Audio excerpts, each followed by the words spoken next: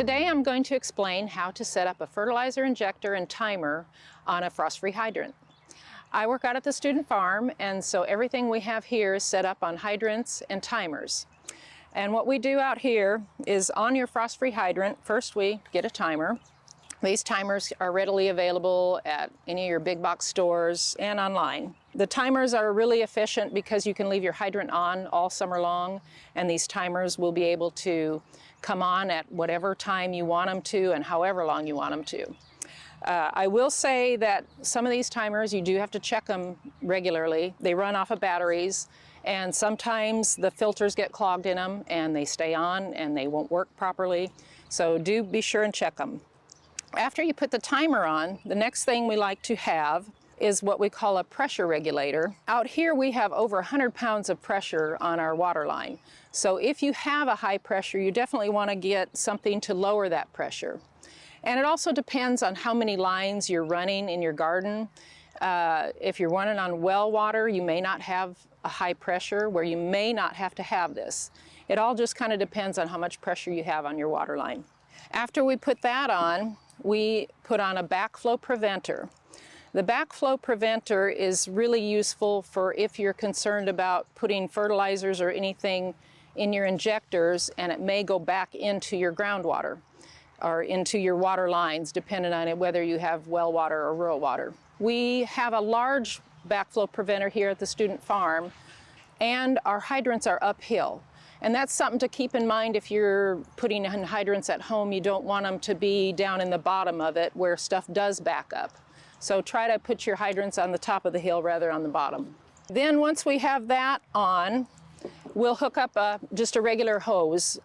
We use some heavy duty ones, but you can buy just regular hoses. And then this hooks just directly into here. And from there, we go to our fertilizer injector. This particular fertilizer injector is actually a swimming pool chlorinator. It has 1.5 inch size fittings on it. These are available online mostly. If you're trying to fertilize your plants, you can put anything water soluble in these. This holds about 2.5 pounds of fertilizer. So we'll fill these up depending on our plants, and certain plants require a lot more fertilizer than others. We usually fill them up about once a week. Something to note on this is the flow meter. You need to know we're working this direction, our water source would be here, and we're working that way, so your flow would be that direction. Another thing, instead of using swimming pool chlorinators, there is readily available, mostly online, just garden type ones where you can hook it directly up to a 3/4 inch hose and you do not have to do the fittings. And those are probably good for home gardens. So for us, we do this. We'll usually use tape or some type of putty to make our connections so we don't have any leaks. We've got a little barb here that goes on our hose. We'll put that in, and then that connects to this one that goes up to 1.5 inches. And then from there, we're going out, and we're just using a threaded barb.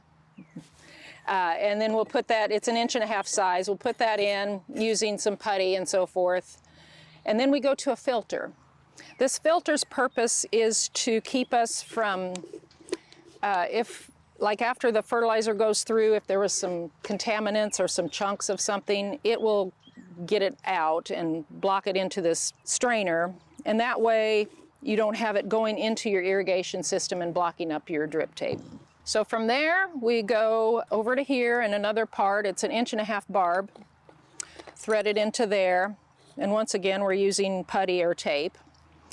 And we go to what we have is lay flat. We use this out here because we usually have about 10 to 15 rows on each system. Usually what I do is I get the clamp put on the lay flat first and then connect it to this barb, and then obviously tighten up your clamp real good so it doesn't leak. And after you've done that and you've got it laying out and your drip lines are all in place, and then you're going to poke holes into this lay flat to put your emitter valves on, and then our drip tape goes from there. And if you're at a home scale, you can always do this just with the drip tape and not with the header row. The lay flat is good for driving over with a tractor a lot of times, and that's what we're doing out here. So if you're not on a larger scale and you want to use just home garden type stuff, this works great. I strongly recommend that you use drip irrigation in your gardens. It's a huge time saver and it makes life a whole lot easier.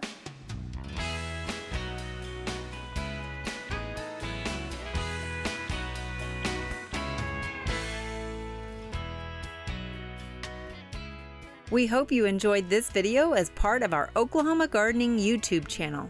You can also find even more videos on the OK Gardening Classics YouTube channel. And join us on social media for great gardening tips, photos, and discussion.